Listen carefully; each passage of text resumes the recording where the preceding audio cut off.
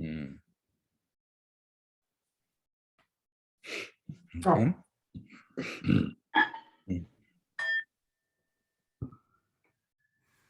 Hi, I'm speaking to you from Naarm, Melbourne, whose traditional owners are the Wurundjeri people of the Kulin Nation.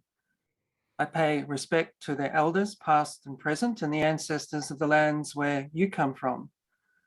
It's late summer here, the season of the brown butterflies or bitterap, and I'm Kevin Murray, editor of Garland magazine. Today, now, with your permission, we will share our learnings over the course of the next hour. The Reinventing the Wheel series is an initiative of the Knowledge House for Craft, an association of thinkers and makers that aims to reflect the global diversity of our field. Each of these talks becomes a spoke in the wheel, a growing repository of craft knowledge. In this series, we have heard from Arti Kolra on Rabindranath Tagore, Laila Al-Hamad on the Arab focus on smell, Lagi Mama on customary Moana perspectives, Linda McIntosh on royalty and Laotian craft, Joseph Ndioni on the One Village, One Product movement in Senegal, Heyong Cho on the role of universities in modern Korean craft, Ezra Shales on industrial craft in the US, a session with the Journal of Modern Craft on the mask as a pandemic craft, Patricia Flanagan on haptic interfaces, Professor Annie-Ying Chen on the development of the Chinese workstation, Sachiko Tamashiga on Japanese mirror craft, Leila Moray and Sylvia Sasaoka on Brazilian Mingei, and Sharon Sang DeLister on refugee craft. Now, inspired by the discourse of our Tongan colleagues, we call on the previous speaker to make a salutation before we begin. In the last talk, one of those speakers was Forrest Pelsu. She gave a fascinating account of the value of craft in 20th century France, and I call on Forrest to offer a salutation. Hello, thanks, Kevin. I'm so pleased to be here again, joining you to start off this talk. I've selected a short excerpt from a poem by Walt Whitman, a native of Brooklyn, and I'm speaking to you from Brooklyn today. The poem is Crossing Brooklyn Ferry, in which Whitman is speaking physically of what it's like to cross between Brooklyn and Manhattan on the ferry, but also what it's like to move through time and the way that we look forward and backward in time. And so I felt it connected to what we're thinking about today in terms of preserving craft and how it can be carried forward on film. I project myself a moment to tell you. Also, I return. I loved well those cities. I loved the stately and rapid river. The men and women I saw were all near to me. Others the same, others who looked back on me because I looked forward to them. What is it then between us? What is the count of the scores or hundreds of years between us? Whatever it is, it avails not. Distance avails not, and place avails not. Welcome to all, and thank you. Thank you very much, Forrest. It certainly avails this presentation, those words, beautifully chosen. So this very special event helps us open our eyes to what it is that constitutes knowledge. While we take for granted that knowledge is manifest in the printed word, this sits awkwardly with the manual arts that are more evident in action. Film has much potential, not just as a record of techniques, but also as a glimpse of the broader context for what is made. And as we'll see today, this has particular value in celluloid for its insight into a world before the screen. We're blessed to have with us the founder of the Mingei Film Archive, Marty Gross. I've been a long-time fan of the film restoration work of Criterion, particularly the Japanese titles, such as the Kurosawa films. This has been, and I've discovered that this is largely due to the work of Marty Gross, who played a key role in their production. And since 1974, he's also produced and directed his own films such As We Are, Potters at Work, and The Lover's Exile. Alongside this has been his dedication to restoring the heritage of film of Japanese crafts as part of the Mingei Film Archive, and I certainly recommend you visit the website to see the extent of this project. Beyond its insight into Japanese life, this archive offers a model for other craft cultures. It's a call to dust off the film canisters and to ensure that we retain this glimpse into the black and white world of focus, community, and hard work. Marty is keen that this be an open discussion where we share our questions and thoughts about the 3 films that he's generously loaned us. So please feel free to raise your hand or ask questions in the chat so we can open up discussion. Marty, would you like to offer us a brief account of your journey to this point before we begin to talk about the films? Welcome, Marty.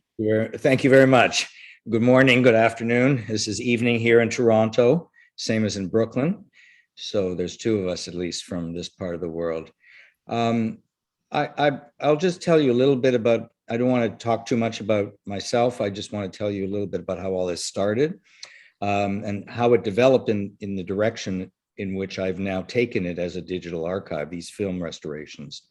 In 1975, I was planning my film Potters at Work, which I hope some of you are aware of. It's a film, 30-minute film on the potters of Onda and Koishiwara and in Kyushu. And at the time I read that Bernard Leach had made films in Japan. I read there's one line in his book, A Potter in Japan, indicating that he'd made films. He says, when I showed the films that I had made 30 years ago or 20 years ago, which came as a great surprise to me because who knew that Bernard Leach would have made films?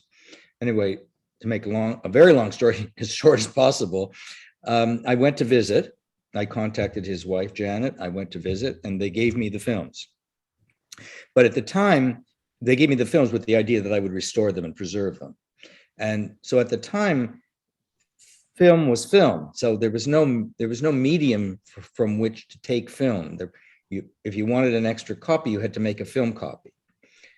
Later, films were transferred to tape. Now films are digitized. So with the advantage of the digitization has shown me a whole new way of rethinking how to work with film data, where I can transfer films to data, put it on my laptop, and go and visit people and talk to them, and sit with them in their studios, in their rooms, in their quiet rooms, in their comfort area, and talk to them about what they see and what they remember. The first project I did in this vein was with Warren Mackenzie, the great American potter who died, I guess, about 3 years ago. I'm sure you all know about him. And I had a film about the Leach pottery taken at the time while he was there, and I got him to talk about it. I sat with him in his home, and we just watched it. In that time, we watched it on the television set, and he talked.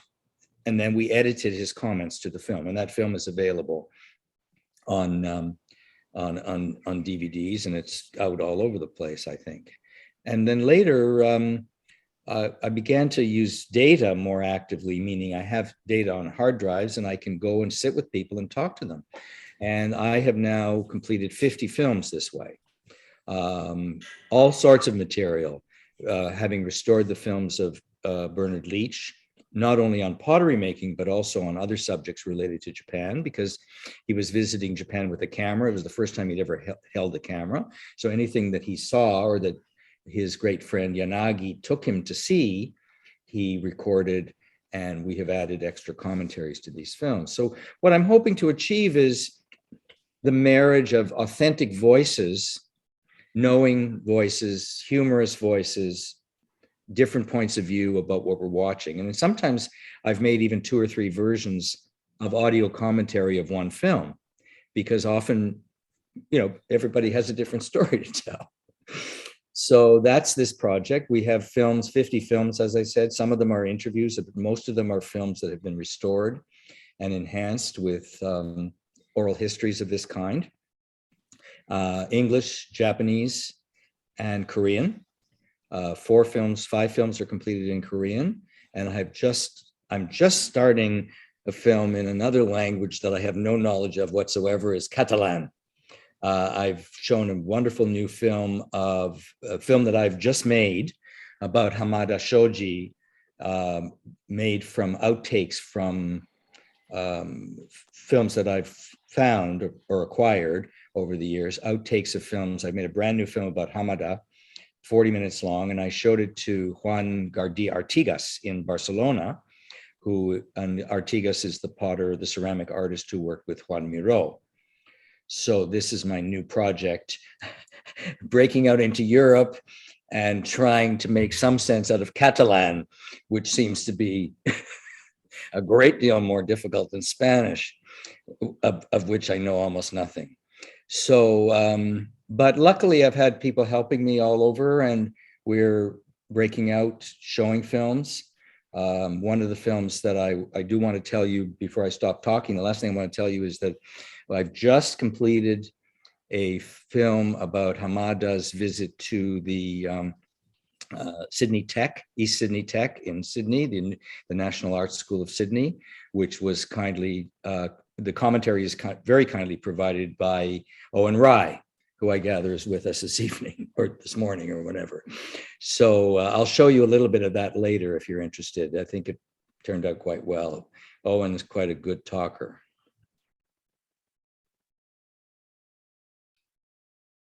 Great, Marty. Well, would you like to take us through the 3 films? I can do that, or if anybody, does anybody have any questions about the films that they've seen, or shall I just show, because I can't show too much because we don't have time.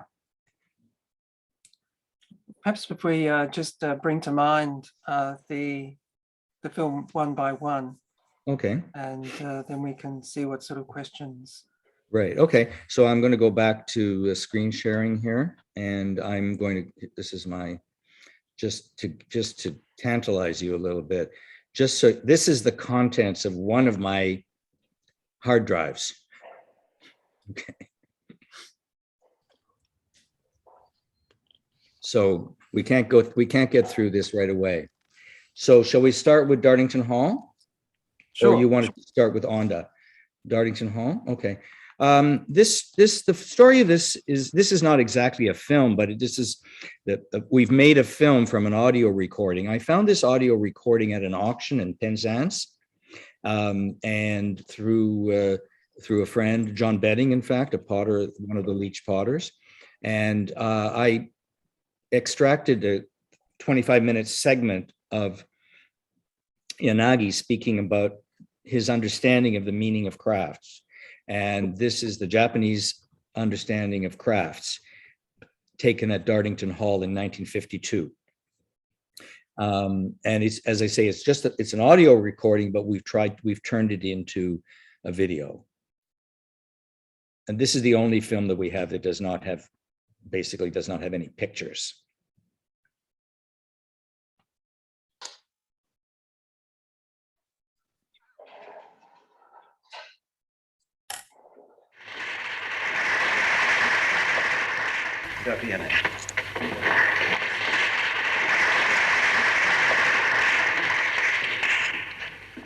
Well, I wish I could use my mother tongue instead of English, and someone kindly interpret it in better and proper English. But I'm afraid none of you will raise your hand as a volunteer. I wish I could have Mr. Were right here.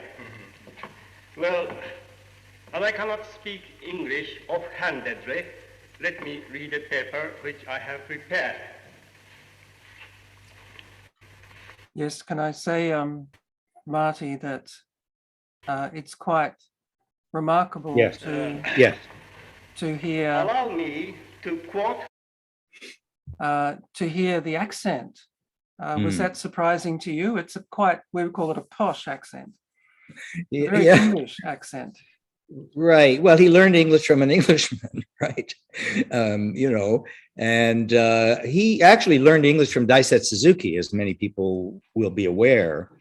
Suzuki Daisetsu was the great Zen scholar, the great scholar of Japanese Buddhism, who was the teacher of, he actually taught English at the Gakushuin, the so-called Pierce School in Tokyo, and Yanagi was one of his students. And Yanagi, Dr. Suzuki, who spoke English very, very well, did speak with somewhat of a British accent, even though he, for whatever reason, I'm not sure, but even though he developed his English mostly in America. So so we found this film, and it's actually, there's 3 hours of material on this audio recording, including passages by some spoken commentary by Bernard Leach, not very much actually, but other voice recordings of Alex Mackenzie, Warren Mackenzie, Tony Prieto, Marguerite Wildenhain, the great French ceramic artist who lived in America almost, I guess, most of her life. So there's still a treasure trove there to be explored. I've only used about 30 minutes of that 3-hour recording so far. Partly I'm trying to decide, what to do with it all. So I'll move on to the next film. Or can we just hold it just for this one, just for a little bit longer? Sure. In case anyone Okay. else has got anything to add, Anybody have Marty? But just to say, just to reflect something which we maybe all experienced, that somehow these words strike much more deeply when you're listening to them combined with the text. And at the same time, the pace of the language and the atmosphere compared to reading, on a page. Right. It's a much stronger experience, and it does make me think that there's potentially a new genre of film, which is just the text. And we've got Audible and lots of ways of listening to books these days, but perhaps this combination of reading and listening could be something quite important. Well, I hope so. I mean, it's actually quite an important, I can discuss what he was getting at, but, he ends with a great quote, which is that we look forward to a world without heroes and without heroism, which fits very well with his understanding of the great significance artistically and sociologically of the people who do all the work. And of course, it's also in the post-war period when mercifully people were beginning to realize that the extent to which falling in with heroes almost destroyed the whole world. Is there some quite a lot of interest in the Lao-Tzu quote, Marty? So perhaps would you like to play that? We just ended on it last time. Yeah, okay, I can go down to that, and he starts with that. So.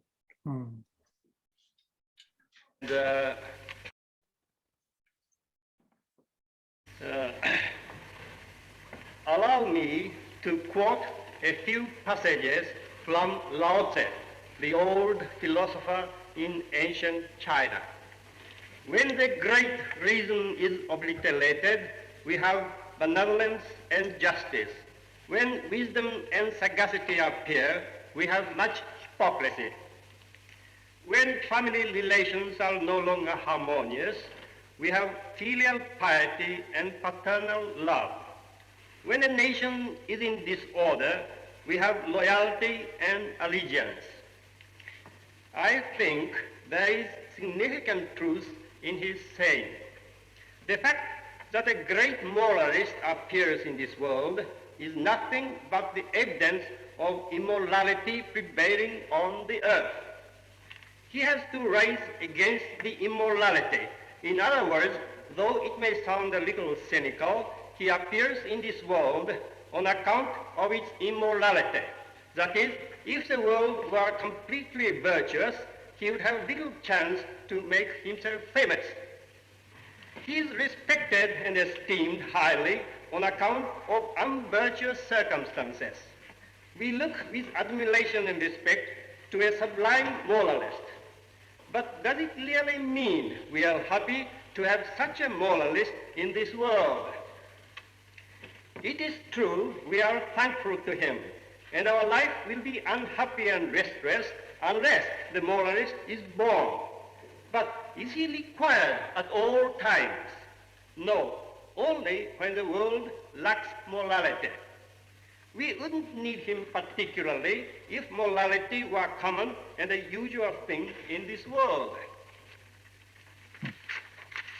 And if he, in such a state, endeavors to reform the world, it will be funny indeed that a moralist teaches morality to a world which needs no moralist at all. I think I'll end that Okay. there so we can. Well, you can certainly Yeah. get the sense there, Marty, how the impact of somebody like Yanagi, even though he's speaking in an accent with the kind of charm that you expect in an English setting, that he's bringing a kind of Taoist, yin-yang kind of idea of a dualism at play, which is quite different to a Western understanding. You can imagine its impact, particularly hearing his words. One of the problems with the documentation on the Dartington Hall conference on the first World Craft Conference was that there isn't very much in terms of interaction. There are people in the audience who challenge Bernard Leach, such as Marguerite Wildenhain and Alex McKenzie and Warren McKenzie a little bit, but no one really challenges Yanagi, or no one asks him any questions. So, I mean, on the recording. So, but it seems it's an extraordinary, if you think about this is 9 years after the Second World War, in which Japan was the enemy. And these men have been invited to share their understanding about the future of the world. So I think it was an extraordinary moment in history. Good. Unless anybody else has anything to add, we could move on. I'm not sure what to do. I don't know how many people, I hope some of you have seen this. This is a film that I found, the National Film Archive of Japan loaned me this film so that I could transfer it among a few others. And I selected this film because it not only does it show Onda, the village of Onda in southern Japan, in Kyushu, as it was, but also as it was changing in the particular period in 1957. It had become famous across Japan because Bernard Leach had been there and he'd worked there, and there was a film made of Bernard Leach in Onda, which I also have. And this is 3 years later, and now we have incursion of an outside artist wanting to come to Onda to work. But of course, the outside artist is a sculptor, but he's not a potter. So he gets the potters to make things for him, and then he elaborates on them and works on them. And of course, they're totally different and completely incomprehensible to the potters of Onda. But I think what I'd like to show you, I'll show you that, but I think I'd like to show you in this case, one of the interviews that this film ends with I hope a rather nice interview with Sakamoto Shigeki. So anyway, this is the potter, the craftsperson who visits from the outside. 国が入りますとね、浅くしないとダメです。これはもうどっか誰がというか、これはね、宇治山鉄平。まあ日本でも有名ですがね、そのためにこうかけるように準備をしといてくださいって前もって頼んど。それでないと、そしてあんまり今のは彫り込みはね、あまり硬くなると切れませんからね。だから何地に行きたい。来てからやらせてくれというようなことでありますけど、ひょっこり来たってそのものがないですからね、前もってやっぱり連絡しとかんといかん。この人がね、リーチさんと一緒に来とった日田の試験場にあの人から見込まれて、あそこで試験場の中にいた。日田出身で晩年は別府におりましたけどね、絵をばっかり描いてね。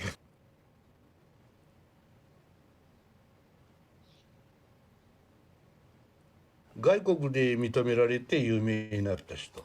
日本人はあんまりいいって褒められだった。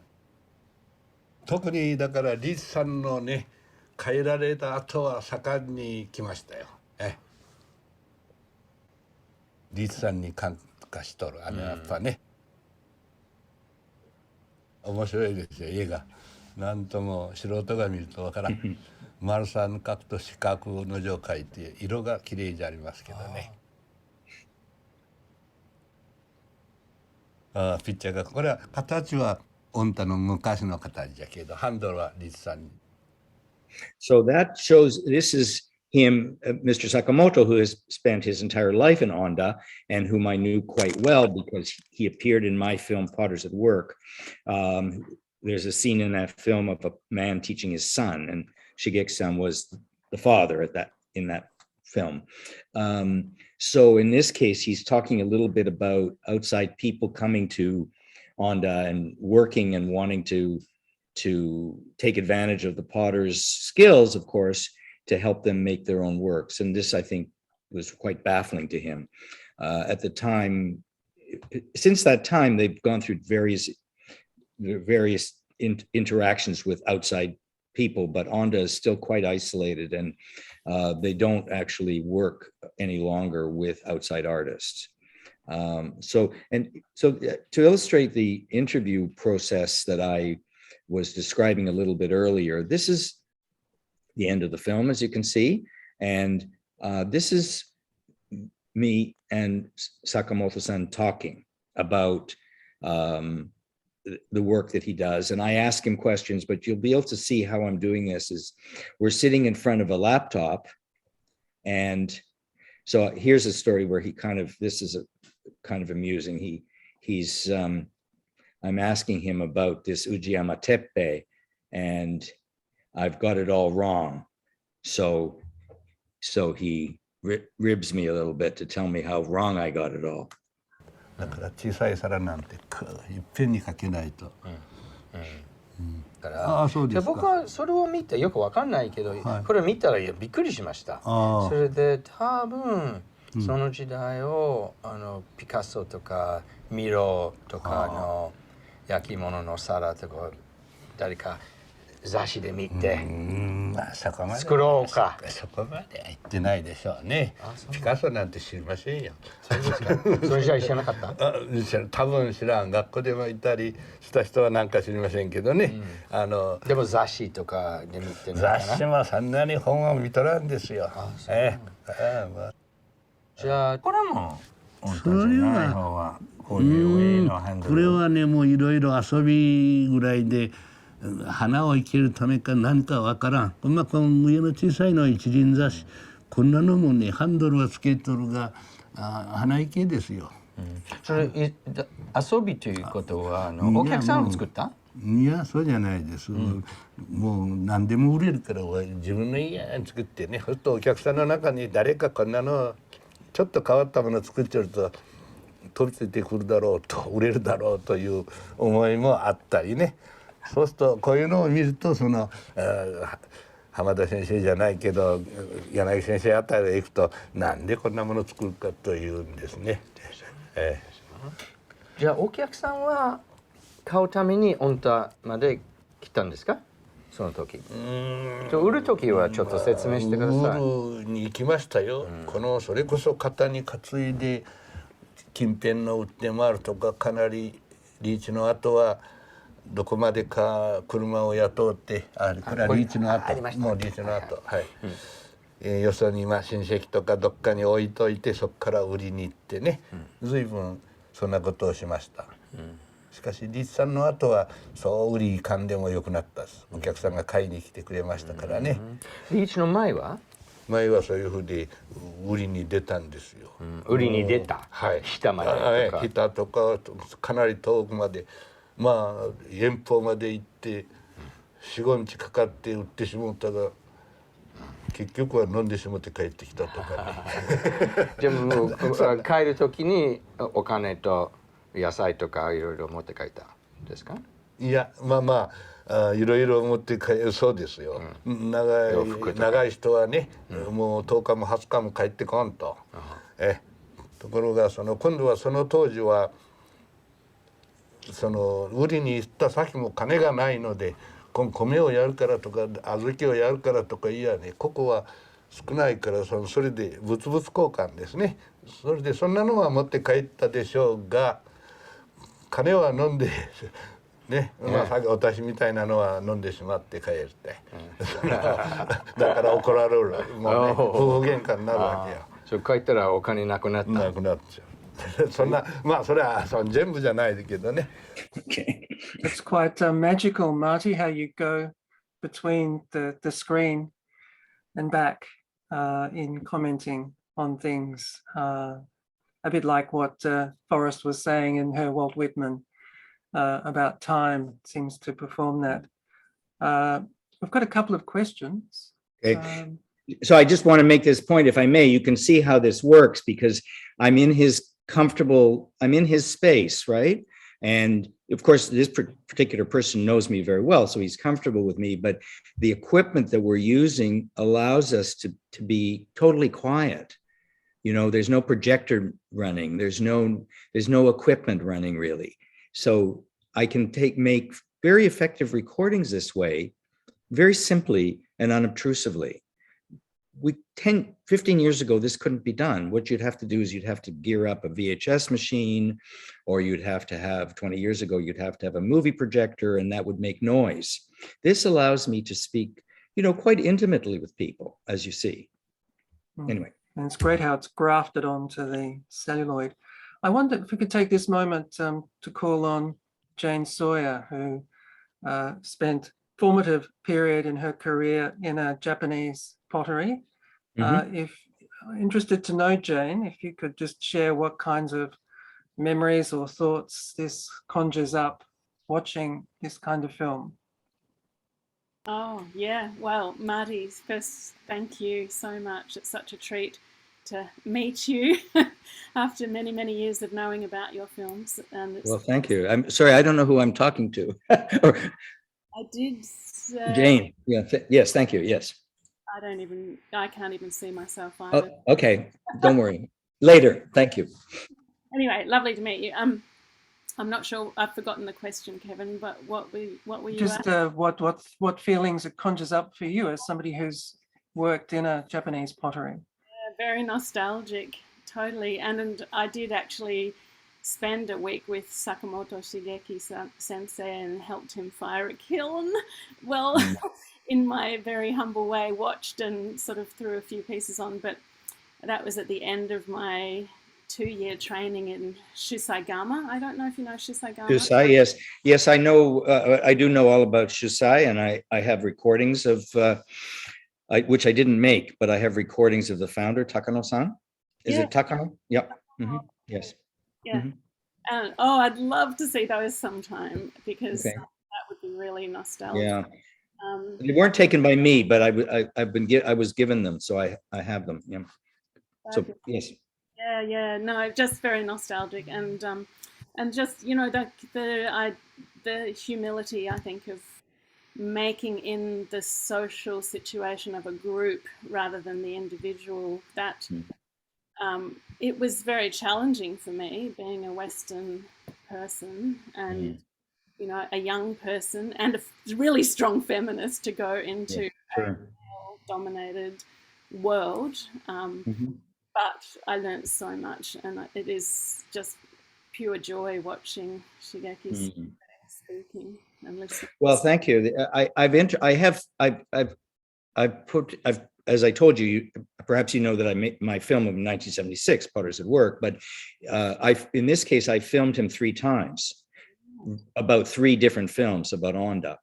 And we didn't really talk so much. I'm reading the question here. We didn't really talk about the changes from the perspective of, you know, truth to authenticity. It was, you know, the change for them was inevitable. They needed to change. They wanted to change because they're isolated. They needed some knowledge and understanding of who their customers were going to be. So he talks a lot about this. He talks about, well, what are we supposed to do now when we don't need to make sinks and toilets, and we don't need to make water pipes, and when we don't, when people, so what should we be making? What are people going to want? What are people going to need? And how is it going to fit into the lives that we've served all these years? And it's not a matter of sentiment. I mean, these people are craftspeople who, they're in business. They want to make things that people are going to want, not only because they want to sell them, but it's because they fit into people's lives. And of course, they need to sell them as well. So we didn't really talk so much about the good old days. It was more like, how did things change? They used to make water jars, but now nobody needs water jars. They used to make sinks. Now it's much easier to just buy a sink. So that, and suribachi, they used to make suribachi, grinding bowls. People don't use grinding bowls. What I think I'd like to show you at some other point is I'm just completing a film about tamba. Just now, and it's going to be finished very, very soon, like in a couple of days. And it's based on all the still photographs taken by Janet Leach, who, as you may know, was the first international woman to be a deshi. That's so loud. Stop it, old guy. I'm sorry. Stop it. Oops. What's that? Somebody just came in with their mic unmuted, so we fixed it. Oh, was somebody telling me to keep quiet? No. It's, background. So please remember to mute your mics. Yeah. So I just want you to know that there is this film about tamba, which is based on the story of women in tamba. That would be fascinating. That would be great. Yeah. I wonder also, just quickly, when you're just saying about the influences of change and searching for change, whether that was also a sort of preemptive acceptance of someone like Bernard Leach coming, because I know at Shisai-gama they were so warmly accepting of him, and they still make their handles the same way as him now. Yeah. I found quite difficult, and challenging. Sure. I think they were that great, but anyway, they still make that English style picture, and I'm wondering about that search. Well, there's a story here, but it's kind of amusing. I'll try to make it short so we can go on to a couple of other films. But they invited Bernard Leach to visit Onda because they were told that he was an important artist and that he would be able to help them somehow, because they were looking for ways. It was the post-war period. It was 1953. It was the post-war, early post-war period for a little village in the center of nowhere. So they bring this very important craftsperson from abroad. They don't know anything about him, of course, but they've been told about him by Yanagi and the folk craft movement. And they go to a great deal of trouble to make it possible for him. They built him a Western toilet. The women in the village go to the local town to Hita to learn how to make English breakfasts so that he can be comfortable. But as an exchange, they expected him to teach them something. And the reason they wanted to be taught was not just because they wanted to be modern, but they wanted to be taught how to make things that people wanted. Yeah. They're very isolated. They didn't have contact with any the people in Mashiko were the same. I mean, none of the when Hamada went to Mashiko, none of the people in Mashiko had ever been to Tokyo. Yeah. So Leach taught them how to make handles, and he resented that. The next day he found it, because they're also very skillful. Far more skillful than Bernard Leach ever was. So the next morning the yard is filled with Leach pictures. And Leach was upset because you're not supposed to copy people. Leach was upset. But it's interesting anecdotally that this came up in a conversation with the great Japanese potter Kawai Kanjiro, who objected to Leach's objection and said, you can't own forms and shapes. Nobody owns forms and shapes. But I think Leach saw himself as a man who was trying not to spoil the natives a little bit. And the natives, of course, wanted to be spoiled, because they were looking to adapt and to change. because that was, and now those pots are, I've got one here. I saw it behind you. I've got one right here. This is a medieval style taught by Bernard Leach, made by Shigeki Sakamoto in the 1960s or 70s. And now his son makes them. His son Takumi makes them. Yeah. So this helped save Onda, which was the whole idea of inviting Bernard Leach there in the first place. It's so fascinating. I don't think we should object to people changing. I don't think it's fair. Oh no. I'm just curious about the openness to it and loving hearing your summary of it. Thank you. Jane, we've just got one question from Kumiko. Which years were you in Japan? Me? 1985 to 87. Right. Mm-hmm. And I just wonder, Marty, before we move on, if we just one final question from Liliana. We've got your emails on the screen, just in case you're... Oh, sorry. Yeah. All my private emails. My friend who's not coming tonight. Yes. Okay. Yes, go ahead. And Liliana, would you like to raise your question about the ethnography of Onda, if you're able to speak? Thank you, Kevin. I think actually Marty already addressed that question about change, how people perceive change.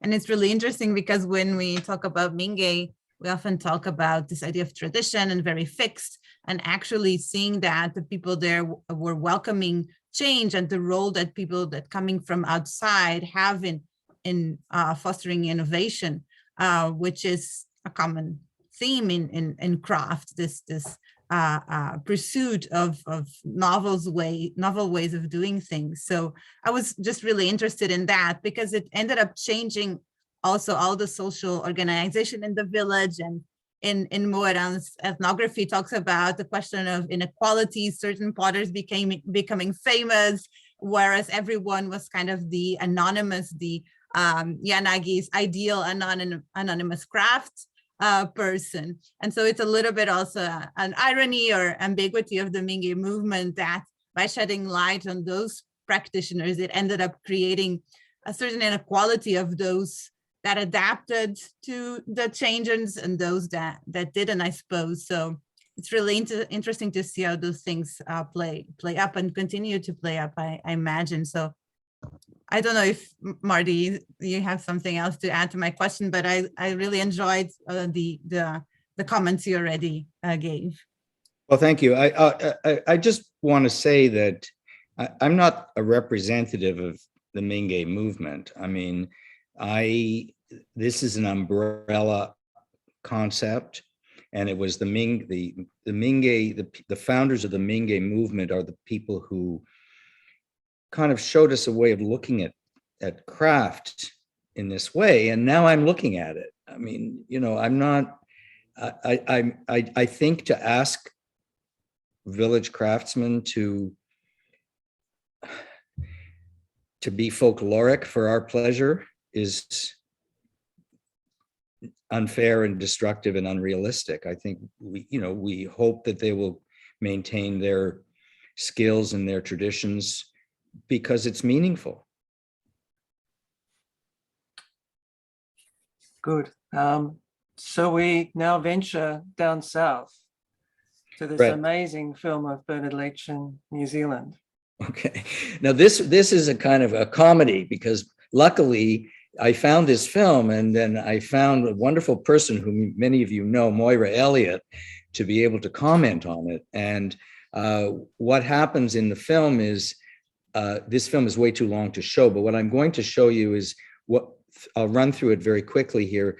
This company, Tristan Films, made a very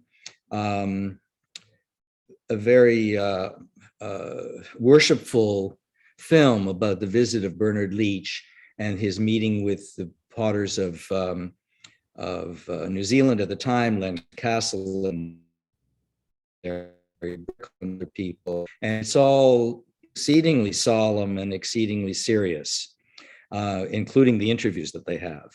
but it shows the times, and it shows the way in which New Zealanders at the time, I suppose, if it's all true, the way they regarded Leach and the Leach influence. And then what I did was after we see the film, I decided to show the film one more time with a lively commentary by Moira Elliott, who tells us, fills us in with a little bit of the background. This film will be available for you for a few more days to watch, for those of you who haven't seen it.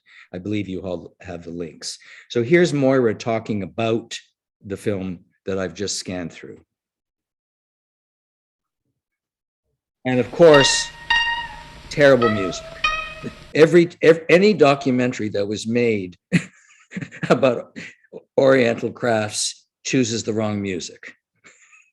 I don't know, they picked records at the record store, or they called somebody to, the music is always all wrong. But anyway, this is Koto music. This is from the courtrooms of Kyoto.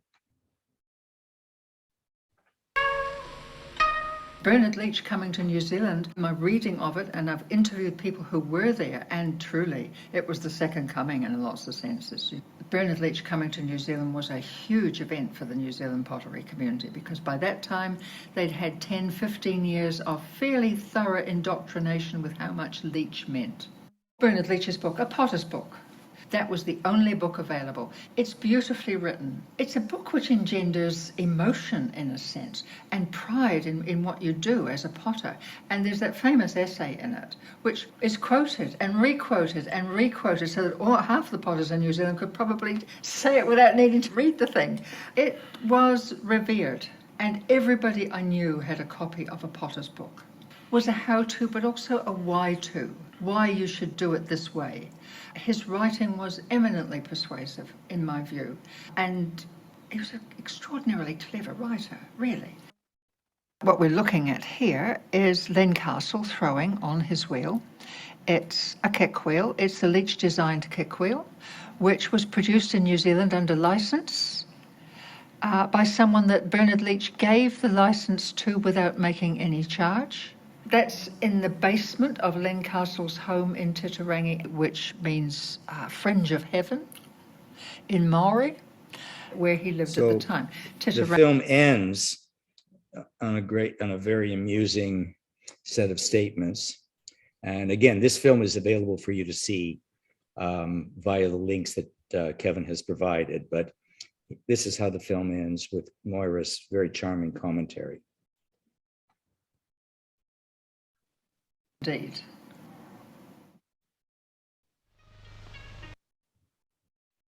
And he wanted in a particular glaze or something like that. It was a very easy market. The tragedy was we thought it was because we were so good, but it wasn't at all. It was because they couldn't get anything else. But anyway, but the good ones did very well indeed.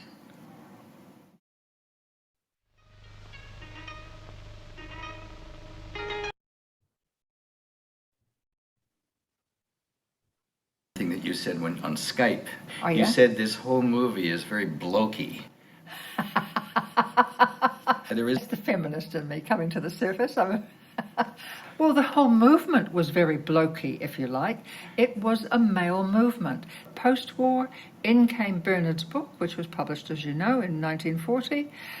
And it was a blokey movement. It required that male know-how. It required that male way of dealing. You see, New Zealanders thought of themselves as pioneers, still firmly attached to their pioneering roots. Okay, so that's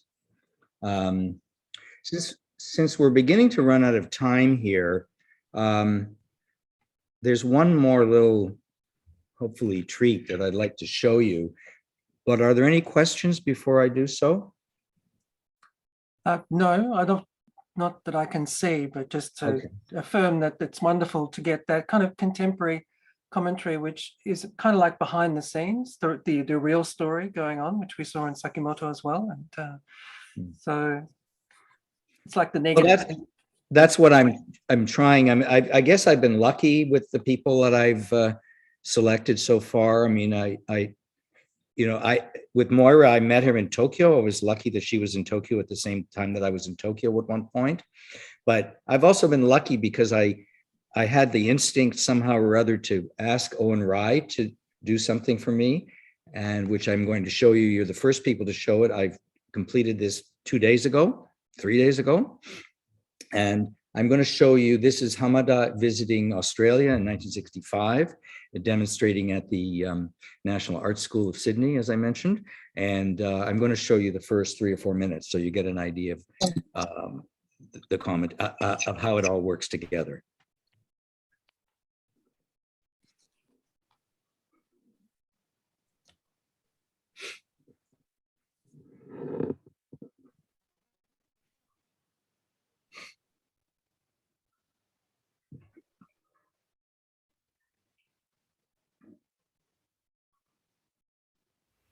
Okay, so we're rolling? Yeah. Okay, so we're ready to go whenever you're ready. Very good. Okay. So I want to start by thanking you, Owen, today for being willing to talk to me on behalf of and to be part of the Mingei Film Archive project, discussing the visit of Shoji Hamada to Australia in 1965. And it's great to see your studio. I wish I was able to be there.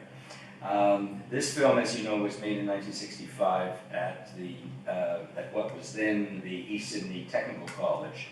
So please watch the film at your own leisure, stop and start as you wish, and tell us what you see and what you remember.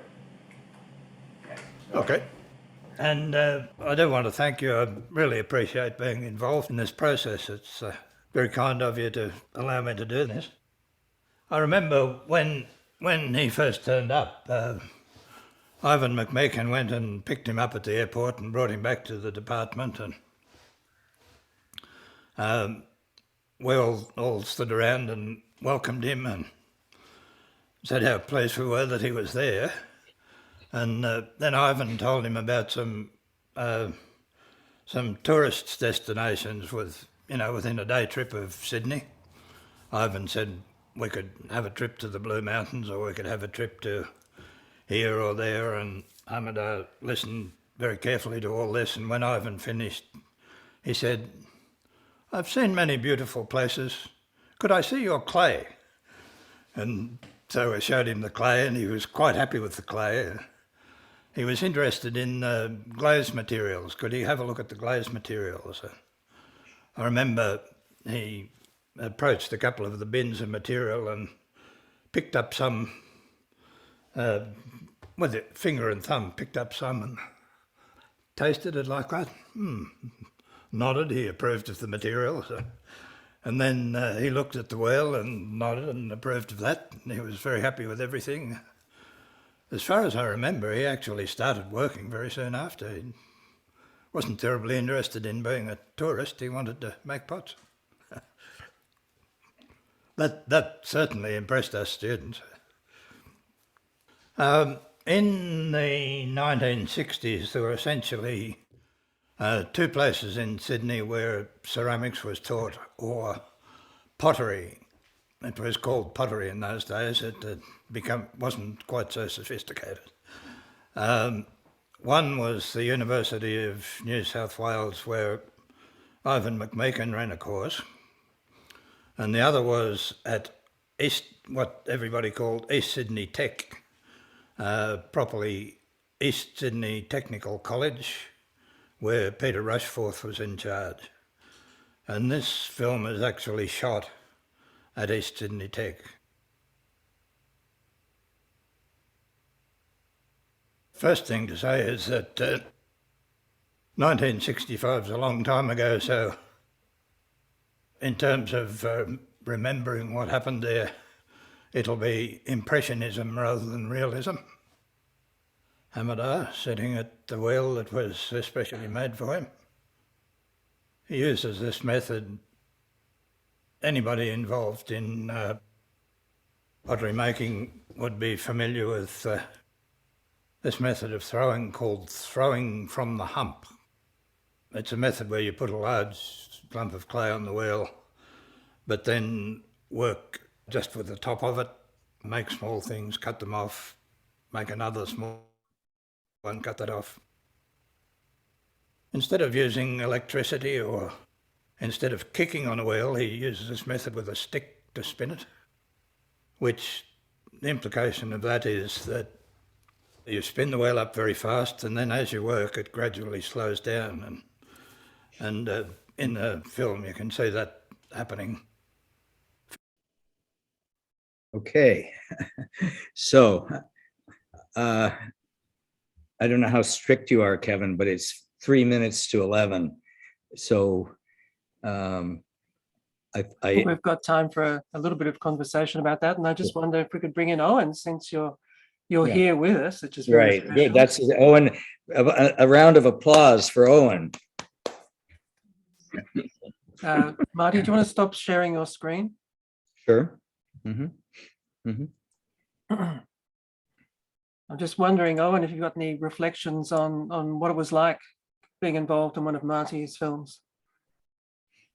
Well, the main impression that I had was extreme professionalism. Everybody was absolutely professional. Had a lot of discussions with Marty beforehand, and just found him a very pleasant and easy person to deal with. He obviously has the people skills that allow these sort of projects to take place. Like I said at the start of the movie there, it's nearly 60 years ago, or something like that, long time ago. So what I was feeling at the time and how you perceive it now are probably quite different things. Simple fact is, we students didn't have the insights or the background to appreciate what we were looking at. So there is an extreme value in seeing these films again. That now with some insight, it's possible to see Hamada in a different perspective altogether. It's certainly evidence of the unique value of film. I mean, how could you really capture the process of throwing like that in text in a book? What does it look like, the way Hamada throws from a lifetime distance now on? Is there something to learn from it, or is it unique? Is there some value in it? Don't know about unique, but it comes up later in this particular piece of film that he's just absolutely assured that he's a man who knows precisely what he's doing, and he does precisely that. And the fact of this wheel slowing down as he works on it means there's no superfluous movement. My friend Cole Levy said to me once, I asked him what the word craftsmanship means, and Cole said, it means economy of movement. And I think that's well illustrated by seeing what Hamada does.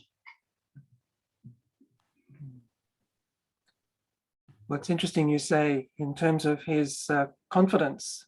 That's something, again, hard to convey in a book, which is usually what we encounter when we meet someone.